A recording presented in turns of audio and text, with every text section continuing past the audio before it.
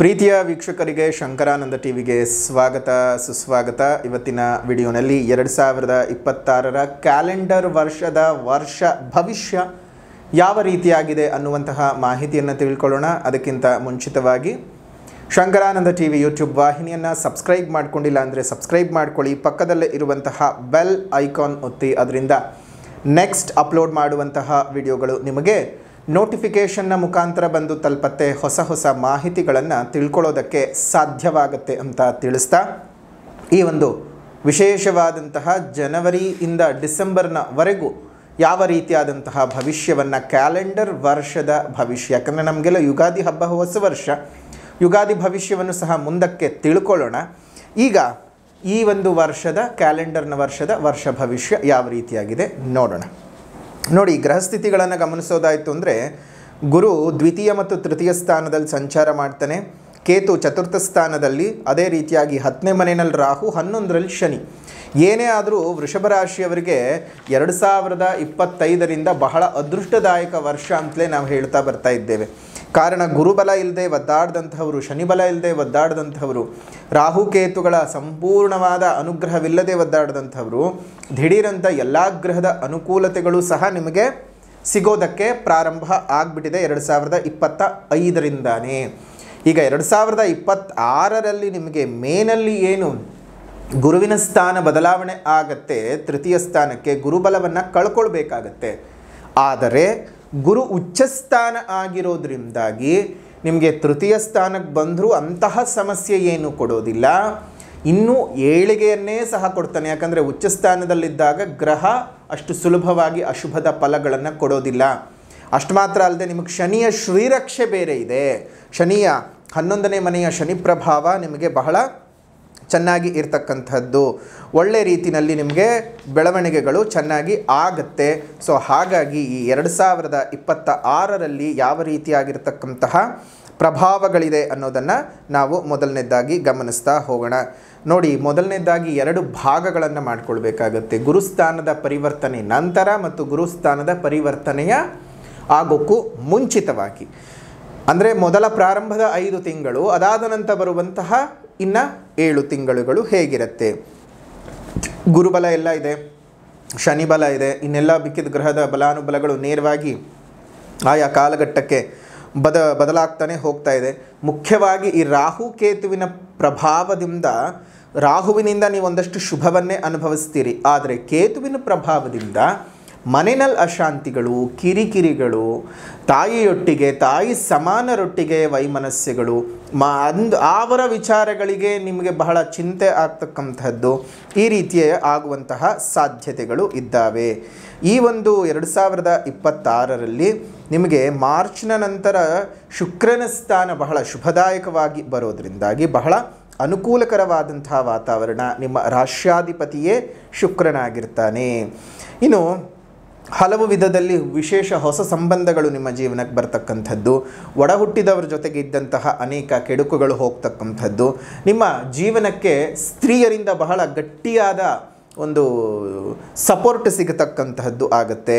ಮತ್ತು ಹೊಸದಾಗಿರ್ತಕ್ಕಂತಹ ಜೀವನವನ್ನು ನೀವು ಶುರು ಮಾಡ್ತೀರಿ. ವೈವಾಹಿಕ ಜೀವನ ಶುಭದಾಯಕವಾಗಿ ಇರತಕ್ಕಂಥದ್ದು. ಗುರುಸ್ಥಾನದ ಒಂದು ದೃಷ್ಟಿಯನ್ನು ನೋಡೋದ್ರಿಂದ ಯಾರಾದರೂ ಈ ಮಕ್ಕಳನ್ನು ದತ್ತು ತೆಗೆದುಕೊಳ್ತಕ್ಕಂತಹ ಒಂದು ವಿಚಾರ ಇತ್ತು ಅಂತ ಹೇಳಿದ್ರೆ, ಮಕ್ಕಳನ್ನು ದತ್ತು ತಗೊಳ್ಳೋದಕ್ಕೆ ಈ ವರ್ಷ ಬಹಳ ಶುಭಪ್ರದವಾದದ್ದು. ಆದರೆ ದತ್ತು ತಗೊಳ್ಬೇಕಾದಾಗ ನಿಮ್ಗೆ ಇಷ್ಟ ಬಂತು ಅಂತ ಹೇಳಿ ಮಕ್ಕಳನ್ನು ಕರ್ಕೊಂಡು ಬಂದೆಲ್ಲ ಸಾಕೋದಕ್ಕೆ ಆಗೋದಿಲ್ಲ. ಅದಕ್ಕೆ ನ್ಯಾಯಾಂಗದ ರೂಪಕದಲ್ಲೇ ನೀವು ಒಂದು ಲೀಗಲ್ ಆಗಿ ಅಡಾಪ್ಟ್ ಮಾಡ್ಕೋಬೇಕಾಗತ್ತೆ ಒಂದು ಚೈಲ್ಡನ್ನು. ಅದಕ್ಕೆ ಅಂತಾನೆ ಮಕ್ಕಳ ಕಲ್ಯಾಣ ಸಮಿತಿ ಮತ್ತು ಮಕ್ಕಳ ರಕ್ಷಣಾ ಘಟಕ ಇರತಕ್ಕಂತಹದ್ದು. ಸೊ ಹಾಗಾಗಿ 1098ಗೆ ನೀವು ಕಾಲ್ ಮಾಡಿ ಅದ್ರ ಬಗ್ಗೆ ಹೆಚ್ಚಿನ ಮಾಹಿತಿಗಳನ್ನು ನೀವು ತಿಳ್ಕೊಂಡು ಮಕ್ಕಳನ್ನು ನ್ಯಾಯಯುತವಾಗಿ ಲೀಗಲ್ ಆಗಿ ಅಡಾಪ್ಟ್ ಮಾಡಿಕೊಳ್ಳುವಂತಹ ಕೆಲಸವನ್ನು ಮಾಡಿ. ಆ ಮಗುಗೂ ಜೀವನವಾಗುತ್ತೆ, ಒಂದು ಬದುಕನ್ನು ರೂಪಿಸಿದ ಹಾಗಾಗತ್ತೆ, ನಿಮ್ಮ ಬದುಕು ಸಹ ಮಕ್ಕಳಿಂದ ರೂಪಣೆಗೊಳ್ಳುತ್ತೆ. ಇನ್ನು ಜೂನ್ ನಂತರದಲ್ಲಿ ನಿಮ್ಮ ಸಾಮಾಜಿಕ ಸ್ಥಾನಮಾನಗಳು ಬಹಳ ಸುಧಾರಣೆ ಆಗ್ತಕ್ಕಂಥದ್ದು. ನಿಮಗೆ ಒಂದು ಹೊಸ ಗುರುತು ಸಿಗತ್ತೆ, ನೀವು ಮಾಡೋ ಕೆಲಸ ಕಾರ್ಯಗಳಲ್ಲಿ ಯಶಸ್ಸಾಗತಕ್ಕಂತಹದ್ದು. ಮಾನಸಿಕವಾಗಿ ಬಹಳ ಮತ್ತು ದೈಹಿಕವಾಗಿ ಬಹಳ ಗಟ್ಟಿಯಾಗ್ತಕ್ಕಂತಹದ್ದು ಆಗುತ್ತೆ. ತುಂಬ ಚೆನ್ನಾಗಿರ್ತಕ್ಕಂತಹ ದಿನದ ಪ್ರಭಾವಗಳು ನಿಮಗೆ ಸಿಗತಕ್ಕಂಥದ್ದು. ವೃಷಭ ರಾಶಿಯವರಿಗೆ ಗುರುಬಲ ಹೋಗ್ತಿದೆ ಅಂತ ನೀವೇನು ಚಿಂತೆ ಮಾಡೋದು ಬೇಕಾಗಿಲ್ಲ.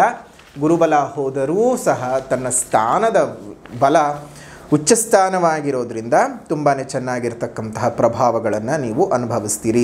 ಇನ್ನು ವೃತ್ತಿ, ಉದ್ಯೋಗ, ವ್ಯವಹಾರಗಳು ಯಾವ ರೀತಿಯಾಗಿ ಇರುತ್ತೆ ಅಂತ ನೋಡೋಣ. 2, 6, 10ನೇ ಮನೆಯೇ ಬಹಳ ಶುಭ ಸ್ಥಾನವಾಗಿ ಇರಬೇಕಾಗತ್ತೆ. ಅಲ್ಲಿ ಶುಭಗ್ರಹಗಳು ಇದ್ದರೆ ನಿಮಗೆ ವೃತ್ತಿನಲ್ಲಾಗಲಿ, ವ್ಯಾಪಾರದಲ್ಲಾಗಲಿ, ವ್ಯವಹಾರದಲ್ಲಾಗಲಿ ಕೈಗೂಡತಕ್ಕಂತಹದ್ದು ಅನ್ನೋದನ್ನು ನಾವು ಗಮನಿಸ್ತೀವಿ. 2026ನೇ ಸಾಲಿನಲ್ಲಿ ನಿಮಗೆ ಕೆಲಸದ ಶೈಲಿನಲ್ಲಿ ಬಹಳ ಗಮನಾರ್ಹ ಬದಲಾವಣೆಯನ್ನು ನೀವು ನೋಡ್ತೀರಿ. ಗ್ರಹಗಳ ಸ್ಥಾನದ ಚಲನೆಗಳು ನಿಮ್ಮ ಮನಸ್ಥಿತಿಗೆ ಬಹಳ ಸಪೋರ್ಟಿವ್ ಆಗಿರುತ್ತೆ ಮತ್ತು ಸಹಕಾರವನ್ನು ಕೊಡ್ತಾ ಹೋಗುತ್ತೆ. ಮಾರ್ಚ್ನಲ್ಲಿ ನೀವೇನಾದರೂ ಉದ್ಯೋಗವನ್ನು ಬದಲಾವಣೆ ಮಾಡಿಕೊಳ್ಬೇಕು ಅಥವಾ ನೀವೇನಾದರೂ ಪೊಸಿಷನ್ ಚೇಂಜ್ ಮಾಡಿಕೊಳ್ಬೇಕು, ಕಂಪನಿಯನ್ನೇನಾದರೂ ಚೇಂಜ್ ಮಾಡಿಕೊಳ್ಬೇಕು ಅಂದರೆ ಮಾರ್ಚ್ನ ನಂತರ ಕೈ ಹಾಕಿ, ಅದಕ್ಕೆಲ್ಲ ಅತ್ಯುತ್ತಮವಾಗಿ ಇರ್ತದೆ. ಇನ್ನು ಉದ್ಯೋಗದಲ್ಲಿದ್ದಂತಹ ಅನೇಕ ಕಿರಿಕಿರಿಗಳು, ಅಡೆತಡೆಗಳೆಲ್ಲ ನಿವಾರಣೆ ಆಗ್ತಕ್ಕಂಥದ್ದು, ಆ ಉದ್ಯೋಗದ ಸ್ಥಳದಲ್ಲಿದ್ದಂತಹ ಸಮಸ್ಯೆಗಳು ನಿವಾರಣೆ ಆಗುತ್ತೆ. ಮನಸ್ಸಿಗೆ ಬಹಳ ಸಂತೋಷದಾಯಕವಾದಂತಹ ವಾತಾವರಣ ಇರತಕ್ಕಂಥದ್ದು ಈ ಒಂದು ಸಮಯದಲ್ಲಿ ಬರುತ್ತೆ. ಸೊ ಹಾಗಾಗಿ ಮೇಲಧಿಕಾರಿಗಳ ಕಿರುಕುಳಗಳೆಲ್ಲ ನಿಮಗೆ ದೂರವಾಗಿ ಅದರ ಒಂದು ಚೆನ್ನಾಗಿರ್ತಕ್ಕಂಥ ಪೊಸಿಷನ್ನ ನೀವು ಉದ್ಯೋಗದ ಸ್ಥಳದಲ್ಲಿ ಪಡ್ಕೋತೀರಿ. ಸರ್ಕಾರಿ ಉದ್ಯೋಗಿಗಳಿಗೆ ದಿಢೀರಂತ ಹೇಳಿ ವರ್ಗಾವಣೆಯ ಯೋಗಗಳೆಲ್ಲ ಬರ್ತಕ್ಕಂಥದ್ದು ತುಂಬ ಚೆನ್ನಾಗಿರ್ತಕ್ಕಂಥದ್ದು ಆಗುತ್ತೆ.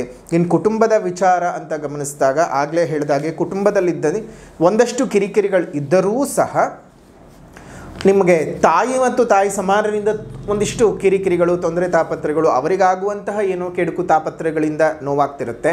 ಆದರೆ ಸಹೋದರ ಸಹೋದರಿಯರೊಟ್ಟಿಗೆ ನಿಮ್ಮ ಬಾಂಡಿಂಗ್ ಜಾಸ್ತಿ ಆಗ್ತಕ್ಕಂತಹದ್ದು, ಅವರ ಜೊತೆಗೆ ನಿಮ್ಮ ಅನೇಕ ಮನಸ್ಸಿನ ವಿಚಾರಗಳನ್ನೆಲ್ಲ ಹಂಚಿಕೊಳ್ತೀರಿ. ಅದೇ ರೀತಿಯಾಗಿ ಈ ಒಂದು ಉದ್ಯೋಗದಲ್ಲಿ ಯಾರ್ಯಾರಿಗೆ ತುಂಬ ಚೆನ್ನಾಗಾಗುತ್ತೆ ಅಂದರೆ IT ಸೆಕ್ಟರ್ನಲ್ಲಿ, ಟೆಲಿಕಮ್ಯುನಿಕೇಷನ್ ಡಿಪಾರ್ಟ್ಮೆಂಟ್ಗಳಲ್ಲಿ ಇರ್ತಕ್ಕಂಥವ್ರಿಗೆ, ಈ ಜವಳಿ ವ್ಯಾಪಾರಸ್ಥರಿಗೆ, ಗಾರ್ಮೆಂಟ್ಸ್ಗಳನ್ನು ನಡೆಸ್ತಾ ಇರ್ತಕ್ಕಂಥವ್ರಿಗೆ, ನೂತನ ತಂತ್ರಜ್ಞಾನಗಳ ಒಂದು ಆವಿಷ್ಕಾರವನ್ನು ಮಾಡ್ತಕ್ಕಂಥವ್ರಿಗೆ, AI ಅದ್ರ ಬಗ್ಗೆ ಕೆಲಸವನ್ನು ಮಾಡ್ತಾ ಇರ್ತಕ್ಕಂಥವ್ರಿಗೆ ಮತ್ತು ಹಲವಾರು ವಿಚಾರಗಳಲ್ಲಿ ವೈಜ್ಞಾನಿಕ ಸಂಶೋಧನೆಯನ್ನು ವಿಜ್ಞಾನಿಗಳಿಗೆ ವೈಜ್ಞಾನಿಕ ಸಂಶೋಧನೆಯನ್ನು ಮಾಡ್ತಾ ಇರತಕ್ಕಂಥವರಿಗೆ ತುಂಬ ಚೆನ್ನಾಗಿದೆ. ಇನ್ನು 2026ರಲ್ಲಿ ನಿಮ್ಮ ಆರ್ಥಿಕ ಸ್ಥಿತಿಗತಿಗಳನ್ನು ಗಮನಿಸೋದಾಯಿತು ಅಂತ ಹೇಳಿದ್ರೆ, ಈ ವರ್ಷ ನಿಮ್ಮ ಗ್ರಹದ ಸ್ಥಿತಿಗತಿಗಳು ಮತ್ತು ಅದರ ಪ್ರಭಾವಗಳು ನಿಮಗೆ ಅತ್ಯುತ್ತಮವಾದಂತಹ ಲಾಭಗಳನ್ನು ತಂದುಕೊಡುತ್ತೆ. ಆರ್ಥಿಕ ಅಭಿವೃದ್ಧಿಯ ಜೊತೆಗೆ ಆರ್ಥಿಕತೆಯು ನಿಮ್ಮ ಕೈಗೂಡತಕ್ಕಂತಹದ್ದು, ನೀವು ಮಾಡುವಂತಹ ಕೆಲಸಗಳಲ್ಲಿ ನಿಮಗೆ ಯಶಸ್ಸನ್ನು ತಂದುಕೊಡ್ತಕ್ಕಂಥದ್ದು ಆಗುತ್ತೆ. ಅಷ್ಟು ಮಾತ್ರ ಅಲ್ಲದೆಯ ದುಡ್ಡು ಸಂಪಾದನೆ ಮಾಡೋದಲ್ಲ, ಉಳಿಸ್ಕೊಳ್ಳೋ ಯೋಗ ಫಲವನ್ನು ಸಹ ನಿಮಗೆ ತಂದುಕೊಡುತ್ತೆ. ಆರ್ಥಿಕ ಸ್ಥಿತಿನಲ್ಲಿ ಬಹಳ ಗಮನಾರ್ಹ ಬದಲಾವಣೆಗಳನ್ನು ನೋಡುವಂಥದ್ದು. ವಿಶೇಷವಾಗಿ ತುಂಬ ಸಾಲಗಳನ್ನು ತೀರಿಸ್ಕೋತೀರಿ. ಹಣಕಾಸು ನಿಮಗೆ ಒಂದಿಷ್ಟು ಕ್ರೋಢೀಕರಣವಾಗುತ್ತೆ. ಸೈಟು, ಮನೆ ಕಟ್ಕೊಳ್ಬೇಕು ಅಥವಾ ಮನೆ ತಗೋಬೇಕು, ಇಂತಹ ವಿಚಾರಗಳಿಗೆಲ್ಲ ಚೆನ್ನಾಗಾಗತ್ತೆ. ಸಂಪತ್ತು ಹೆಚ್ಚತಕ್ಕಂತಹ ಶುಭವಾದ ವರ್ಷ ಅಂತಲೇ ಹೇಳಬೇಕಾಗತ್ತೆ. ವೃಷಭ ರಾಶಿಯವರಿಗೆ ನಿಮ್ಮ ಅನೇಕ ಕನಸುಗಳು ನನಸಾಗತಕ್ಕಂತಹದ್ದು. ನಿಮ್ಮ ಕುಟುಂಬದ ಅನೇಕ ವಿಚಾರಗಳಿಗೆ ನೀವು ಸಮಸ್ಯೆಗೆ ಪರಿಹಾರವನ್ನು ನೀವೇ ಕಂಡುಹಿಡಿದು ಕುಟುಂಬಕ್ಕೆ ಒಂದಿಷ್ಟು ದೊಡ್ಡ ತಲೆಯಾಗಿ ನಿಂತ್ಕೊಳ್ತೀರಿ. ಅದು ವಯೋಮಾನಕ್ಕೆ ಸಂಬಂಧಪಟ್ಟದ್ದಲ್ಲ. ನಿಮ್ಮ ನಿರ್ಧಾರಗಳು ಮತ್ತು ಜವಾಬ್ದಾರಿಗಳು ಯಾವ ರೀತಿಯಾಗಿರುತ್ತೋ ಆ ರೀತಿಯಾಗಿ ಆಗತ್ತೆ. ಜೊತೆಗೆ ಈ ಒಂದು ಸಂದರ್ಭದಲ್ಲಿ ಇಷ್ಟೆಲ್ಲ ನೋಡೋದಾಯಿತು ಅಂತ ಹೇಳಿದ್ರೆ ಇದೆಲ್ಲವೂ ಸಹ ಗೋಚಾರದ ಫಲಗಳು ಹೊರತು ನಿಮ್ಮ ಜನ್ಮಜಾತಕದ ವಿಶ್ಲೇಷಣೆ ಆಗಿರೋದಿಲ್ಲ. ಹಾಗಾಗಿ ನಿಮ್ಮ ಜನ್ಮಜಾತಕದ ಬಗ್ಗೆ ತಿಳ್ಕೊಳ್ಬೇಕು ಅಂದರೆ ಇಲ್ಲೇ ಇರುವಂತಹ ವಾಟ್ಸಪ್ನ ನಂಬರ್ಗೆ ನೀವು ಮೆಸೇಜ್ ಮಾಡಿ, ಫೋನ್ ಅಪಾಯಿಂಟ್ಮೆಂಟ್ ಅಥವಾ ಡೈರೆಕ್ಟ್ ಅಪಾಯಿಂಟ್ಮೆಂಟ್ ತೊಗೊಂಡು ಬಂದು ಭೇಟಿ ಮಾಡಿ, ಅಥವಾ ಫೋನ್ನಲ್ಲೇ ಅಪಾಯಿಂಟ್ಮೆಂಟ್ ತೊಗೊಂಡು ನೀವು ಜಾತಕವನ್ನು ತಿಳ್ಕೊಳ್ಬಹುದು. ಯಾಕಂದರೆ ಕೆಲವೊಮ್ಮೆ ಎಷ್ಟೋ ಬಾರಿ ನಾವು ಚೆನ್ನಾಗಿದೆ ಅಂತ ಹೇಳ್ತಾ ಇರ್ತೀವಿ, ನೀವು ಬದುಕಿನಲ್ಲಿ ಕಷ್ಟವನ್ನೇ ಅನುಭವಿಸ್ತಾ ಇರ್ತೀರಿ. ಅದೇ ರೀತಿಯಾಗಿ ಎಷ್ಟೋ ಬಾರಿ ಕಷ್ಟ ಅಂತ ಹೇಳಿದಾಗಲೂ ನೀವು ಸುಖದಲ್ಲೇ ಇದ್ದದ್ದು ಇರುತ್ತೆ. ಹಾಗಾಗಿ ಒಂದು ಸಲ ನಿಮ್ಮ ಜನ್ಮಜಾತಕದ ವಿಶ್ಲೇಷಣೆಯನ್ನು ಮಾಡಿಸ್ಕೊಳ್ಳೋದು ಒಳ್ಳೆಯದು. ಜನ್ಮಜಾತಕದಲ್ಲಿ ಏನಾದರೂ ತೊಂದರೆ ತಾಪತ್ರೆಗಳಿತ್ತು ಅಂದರೆ ಅದಕ್ಕೆ ಬೇಕಾದ ಪರಿಹಾರಗಳನ್ನು ಮಾಡಿಕೊಂಡು ಜೀವನನ ಮುಂದುವರಿಸ್ಕೊಳ್ತಾ ಹೋಗಿ. ಶುಭವಾಗಲಿ. ಇನ್ನು 2026ರಲ್ಲಿ ನಿಮ್ಗೆ ಯಾವ ರೀತಿಯಾದಂತಹ ವೈವಾಹಿಕ ಜೀವನ, ಪ್ರೇಮ ಜೀವನ ಮತ್ತು ಸಂಬಂಧಗಳಲ್ಲಿ ಏನಾದರೂ ಕೊರತೆಗಳು ಉಂಟಾಗುತ್ತಾ ಅಂತ ನೋಡೋದಾಯಿತು ಅಂತ ಹೇಳಿದ್ರೆ, 2025 ನಿಮಗೆ ಹೇಗೆ ನೇರವಾಗಿ ಗುರುವಿನ ಅನುಗ್ರಹವು ನಿಮ್ಮ ಶುಭ ಸಪ್ತಮ ಸ್ಥಾನದ ಮೇಲೆ ಆಗಿತ್ತೋ ಇನ್ನು ಮುಂದಕ್ಕೂ ಸಹ ಒಳ್ಳೆ ರೀತಿಯಾದಂತಹ ಪ್ರಭಾವವನ್ನು ಪ್ರೇಮ ವಿಚಾರದಲ್ಲೂ ವೈವಾಹಿಕ ಜೀವನದ ವಿಚಾರದಲ್ಲೂ ಮತ್ತು ತುಂಬ ವರ್ಷಗಳಾಗಿ ಕಳೆದು ಹೋಗಿದೆ, ಮದುವೆ ಆಗ್ತಾ ಇಲ್ಲ, 35, 36, 40 ಆಗಿದೆ, ಮದುವೆ ಆಗ್ತಾ ಇಲ್ಲ ಅನ್ನುವಂಥವ್ರಿಗೂ ಈ ವರ್ಷ ಬಹಳ ಶುಭದಾಯಕವಾಗಿದೆ. ನೀವು ಪ್ರಯತ್ನ ಮಾಡಬೇಕಷ್ಟೆ. ನೀವು ಪ್ರಯತ್ನ ಪಟ್ಟರೆ ಒಳ್ಳೊಳ್ಳೆ ಸಂಬಂಧಗಳು ನಿಮ್ಮ ಕೈ ಸೇರ್ತಕ್ಕಂಥದ್ದು. ಅದರಲ್ಲೂ ಮೇ, ಜೂನ್, ಜುಲೈ ಈ 3 ತಿಂಗಳಲ್ಲಿ ಪ್ರಯತ್ನ ಪಟ್ಟರಂತೂ ತುಂಬ ಚೆನ್ನಾಗಿರುವಂತಹ ಸಂಬಂಧಗಳು ಬಂದು ನಿಮ್ಮ ಕೈ ಸೇರುತ್ತೆ. ಸಂಗಾತಿಯೊಟ್ಟಿಗಿದ್ದಂತಹ ಅನೇಕ ವೈಮನಸ್ಯಗಳು ದೂರ ಆಗತಕ್ಕಂಥದ್ದು. ಇನ್ನೇನು ಕಿತ್ತೇ ಹೋಯಿತು ಸಂಬಂಧ ಅಂತ ಅಂದ್ಕೊಂಡಿರುವಂಥವ್ರಿಗೂ ಸಹ ಈ ಒಂದು ವಿಚಾರದಲ್ಲಿ 2026 ಮತ್ತೆ ಗಂಡ ಹೆಂಡತಿ ಕೂಡಿ ಡಿವೋರ್ಸ್ ಅಂತಕ್ಕೆ ಹೋಗಿದ್ರು ಅದು ಡಿವೋರ್ಸ್ ಆಗದೆ ನೀವೇ ಏನೋ ಒಂದು ಕಾಂಪ್ರಮೈಸ್ ಮಾಡ್ಕೊಂಡು ಜೀವನ ಮಾಡ್ತಕ್ಕಂತಹ ಒಂದು ಸ್ಥಿತಿಗತಿಗಳು ನಡೆಯುತ್ತೆ. ಇನ್ನೊಂದೇನೆಂದರೆ ವೃಷಭ ರಾಶಿಯವರು ಅಷ್ಟು ಸುಲಭವಾಗಿ ಬಿಟ್ಟುಕೊಡುವಂಥವ್ರು ಅಲ್ಲ. ಹಾಗಾಗಿ ನೀವು ಏನೇ ಆದರೂ ಸಹ ಹಿಡಿದಿಟ್ಕೊಳ್ಬೇಕು. ಸಂಬಂಧವನ್ನು, ಯಾವುದೇ ಸಂಬಂಧವನ್ನು ಅಷ್ಟು ಸುಲಭವಾಗಿ ನೀವು ಬಿಟ್ಕೊಡಲ್ಲ. ಹಿಡಿದಿಟ್ಕೊಳ್ಳೋ ಪ್ರಯತ್ನ ಮಾಡೇ ಮಾಡ್ತೀರಿ. 2026ರಲ್ಲಿ ಒಂದು ಸಣ್ಣ ಪ್ರಯತ್ನ ಮಾಡಿ, ಒಳ್ಳೆ ಭವಿಷ್ಯ ನಿಮ್ಮದು ಆಗ್ತದೆ. ಇನ್ನು ಕೊನೆಯದಾಗಿ ಆರೋಗ್ಯದ ಭವಿಷ್ಯವನ್ನು ನೋಡೋದಾಯಿತು ಅಂತ ಹೇಳಿದ್ರೆ, ಒಂದು ಸ್ವಲ್ಪ ನಿಮಗೆ ಈ ವರ್ಷ ಅಂತಹ ದೊಡ್ಡ ಮಟ್ಟದ ಅನಾರೋಗ್ಯ ಉಂಟಾಗತಕ್ಕಂತಹದ್ದು ಏನೂ ಇಲ್ಲ. ಇದ್ದಕ್ಕಿದ್ದ ಹಾಗೆ ನಿಮಗೆ ಆರೋಗ್ಯ ಸುಧಾರಣೆ ಜಾಸ್ತಿನೇ ಆಗುತ್ತೆ. ಸಣ್ಣ ಪುಟ್ಟ ಸಮಸ್ಯೆಗಳು ಬರಬಹುದು. ಈ ಅಷ್ಟಮ ಸ್ಥಾನಾಧಿಪತಿ ಮತ್ತು ರೋಗಸ್ಥಾನಾಧಿಪತಿ ದುಸ್ಥಾನಗಳಲ್ಲಿ ಬಂದಂಥ ಸಂದರ್ಭದಲ್ಲಿ ದೇಹದಲ್ಲಿ ನಿಶಕ್ತಿ ಉಂಟಾಗ್ತಕ್ಕಂಥದ್ದು, ರಕ್ತಹೀನತೆಗಳು ಉಂಟಾಗ್ತಕ್ಕಂಥದ್ದು, ಅಥವಾ ನಿಮಗೆ ಸಣ್ಣ ಪುಟ್ಟದಾಗಿರತಕ್ಕಂಥ ಮೈಕೈ ನೋವು, ಈ ರೀತಿಯಾದ ಸಣ್ಣ ಪುಟ್ಟದ್ದೇನಾದರೂ ಬರುತ್ತೆ ಹೊರತು ದೀರ್ಘಕಾಲದ ಅನಾರೋಗ್ಯಗಳೆಲ್ಲ ಬರೋಕ್ಕೆ ಸಾಧ್ಯ ಇಲ್ಲ. ಕಾರಣ ಮೇನಲ್ಲಿ ನಿಮಗೆ ಉಚ್ಚಂಗತನಾದಂತಹ ಗುರುವಿನ ದೃಷ್ಟಿಯು ವಿಶೇಷವಾಗಿ ನಿಮ್ಮ ಆಯುಷ್ ಸ್ಥಾನದ ಮೇಲೆ ಬರ್ತಾ ಇರೋದ್ರಿಂದ ಅದೆಲ್ಲ ತಾಪತ್ರೆಗಳು ಸಹ ನಿವಾರಣೆ ಆಗಿ ಹೋಗುತ್ತವೆ. ಜೊತೆಗೆ ಗುರುವಿನ ಸ್ಥಾನದ ಸಂಚಾರವೂ ಸಹ ನಿಮಗೆ ಶುಭದಾಯಕವಾಗಿ ಇರೋದ್ರಿಂದ ನಿಮಗೆ ಅಂತಹ ತಾಪತ್ರೆಗಳೆಲ್ಲ ಈ ವರ್ಷ ಏನು ಉಂಟಾಗೋದಿಲ್ಲ. ಆದರೂ ಸಹ ನಿಮ್ಮ ಲೈಫ್ ಸ್ಟೈಲನ್ನು, ಪ್ರತಿಯೊಬ್ಬರಿಗೂ ನಾವು ಹೇಳ್ತೀವಿ, ಲೈಫ್ ಸ್ಟೈಲನ್ನು ಕರೆಕ್ಟಾಗಿ ಕಾಪಾಡಿಕೊಂಡು ಅದರ ಪ್ರಕಾರವಾಗಿ ನೀವು ಕೆಲಸವನ್ನು ಮಾಡ್ತಾ ಹೋಗಿ ಒಳ್ಳೆಯದಾಗುತ್ತೆ. ಸೊ ಹಾಗಾಗಿ ಎಲ್ಲ ವಿಚಾರವನ್ನು ನೀವು ಗಮನಿಸಬೇಕಾಗಿರೋದು ಏನಪ್ಪ ಅಂತ ಹೇಳಿದ್ರೆ, ನಿಮ್ಮೆಲ್ಲರ ಜೀವನವು ಬಹಳ ಸುಖವಾಗಿ ಸೌಖ್ಯವಾಗಿ ಇರಬೇಕು. ಸೊ ಹಾಗಾಗಿ ನೀವು ಎಲ್ಲವನ್ನೂ ಸಹ ಒಂದು ತುಲನೆಯನ್ನು ಮಾಡ್ತಾ ಹೋಗಬೇಕಾಗ್ತದೆ. ಆರೋಗ್ಯ ಚೆನ್ನಾಗಿದೆ ಅಂತ ಕೂತ್ಕೊಳ್ಳೋದಲ್ಲ, ಎಲ್ಲವನ್ನು ಸಹ ಯೋಚನೆ ಮಾಡಿ ನಿಮ್ಮ ಜೀವನನ ಮುಂದುವರಿಸ್ಕೊಳ್ತಾ ಹೋಗಿ ಶುಭವಾಗಲಿ ಅಂತ ಹೇಳ್ತಾ, ವೃಷಭ ರಾಶಿಯವರ ಈ ಒಂದು ವಿಶೇಷವಾದಂತಹ ವರ್ಷ ಭವಿಷ್ಯ ಹೇಗಿದೆ ಅಂತ ತಿಳ್ಕೊಂಡಿದ್ದಾಯಿತು. ಇನ್ನು ಪರಿಹಾರ ಅಂತ ಬಂದಾಗ, ಎಷ್ಟೋ ಸಲ ನಿಮ್ಮ ಜೀವನದಲ್ಲಿ ಬಹಳ ಕಷ್ಟ ನಷ್ಟಗಳು ಎದುರಾಗ್ತಾ ಇರುತ್ತೆ, ದೃಷ್ಟಿದೋಷಗಳು ಬರ್ತಾ ಇರುತ್ತೆ, ಮಾಟಮಂತ್ರ ದೋಷಗಳಿಂದ ನೀವು ಬಳಲ್ತಾ ಹೋಗಬೇಕಾಗತ್ತೆ. ಹಾಗಾಗಿ ನಿಮ್ಮೆಲ್ಲರ ಜೀವನದಲ್ಲಿ ಇರುವಂತಹ ಅರಿಷ್ಟದ ನಿವಾರಣೆಗಾಗಿಯೇ ವಿಶೇಷವಾಗಿ ನಾವು ಸರ್ವಕಾರ್ಯ ಸಿದ್ಧಿ ರಜತ ತಾಯಿತ ಸರ್ವಾಂಗೀಣ ಅಭಿವೃದ್ಧಿ ಬೆಳ್ಳಿ ತಾಯಿತವನ್ನು ಮಾಡ್ತಾ ಇದ್ದೇವೆ ವೃಷಭ ರಾಶಿಯವರಿಗಾಗಿ.